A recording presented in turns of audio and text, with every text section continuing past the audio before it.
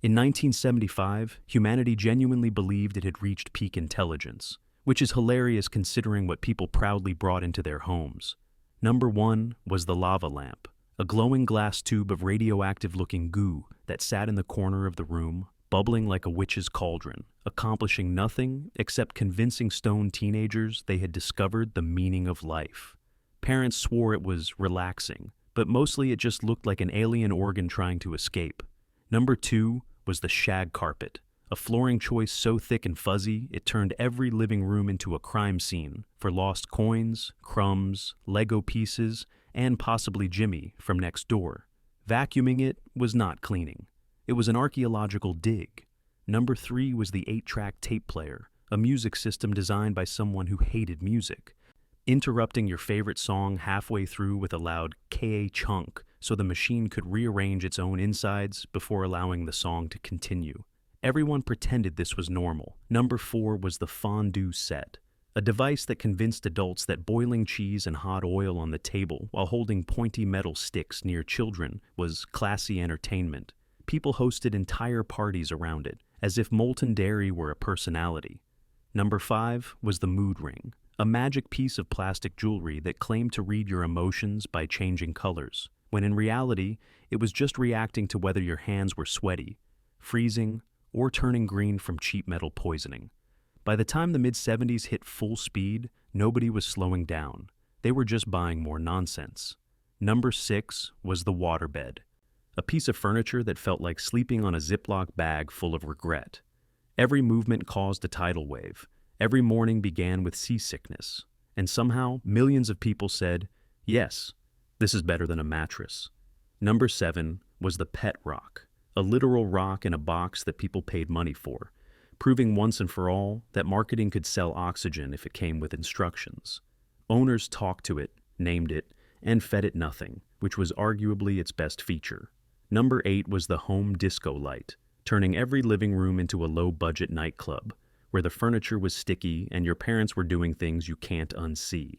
Number 9 was the electric carving knife, which made Thanksgiving feel like a Chainsaw Massacre audition, while Grandma smiled and said, "Isn't it convenient?"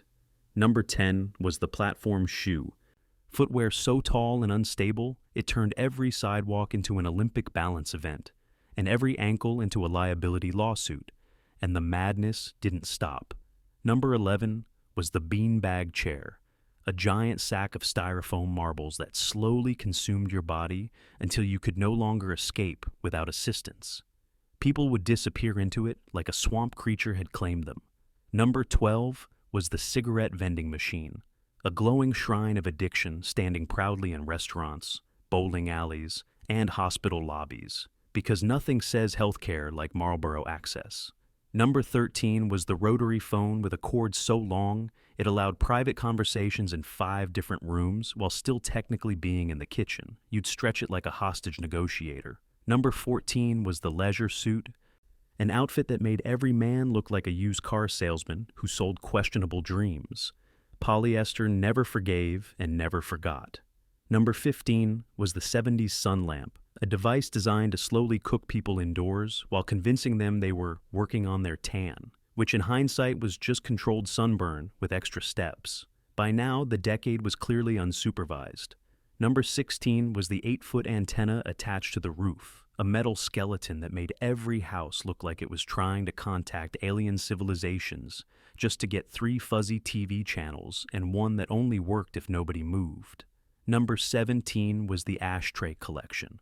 Glass, metal, ceramic, shaped like seashells, dolphins, cowboy boots, proudly displayed in homes where everyone was already smoking. It was decor for addiction. Number 18 was the home intercom system, allowing family members to communicate across the house instead of using their legs, laying the groundwork for future laziness generations. Number 19 was the avocado green kitchen appliance set, because somebody decided food should be prepared in the color of an old bruise. Entire kitchens looked like the inside of a stomach. Number 20 was the electric can opener mounted to the counter, a machine whose only job was to do what your hand could do, but louder and with more judgment, and still the wallet stayed open. Number 21 was the clapper, a device that required you to applaud your own existence just to turn the lights on, confusing guests and terrifying pets nightly. Number 22 was the dashboard hula girl, hypnotically shaking her hips through traffic like she was working overtime for no reason. Number 23 was the home sauna kit, a wooden box in the basement where adults willingly steamed themselves like vegetables while pretending it was luxury. Number 24 was the macrame wall hanging, a tangled spider web of rope that served no purpose except announcing, "We went to one craft fair and lost control." Number 25 was the giant console television, a piece of furniture so heavy it required a family meeting and a signed waiver just to move it 3 inches. And yet, there was more. Number 26 was the novelty alarm clock that screamed, exploded, flipped, or ran away, making every morning feel like a psychological experiment. Number 27 was the mood poster, a wall-sized psychedelic blob meant to expand your consciousness, while mostly just hurting your eyes. Number 28 was the exercise belt, a vibrating torture device that promised abs while you sat there eating snacks. Number 29 was the kitchen wall phone with the extra-long cord, so conversations could survive cooking, smoking, and full family arguments simultaneously. Number 30 was the cigarette case, a fashion accessory whose sole purpose was to make lung damage look classy.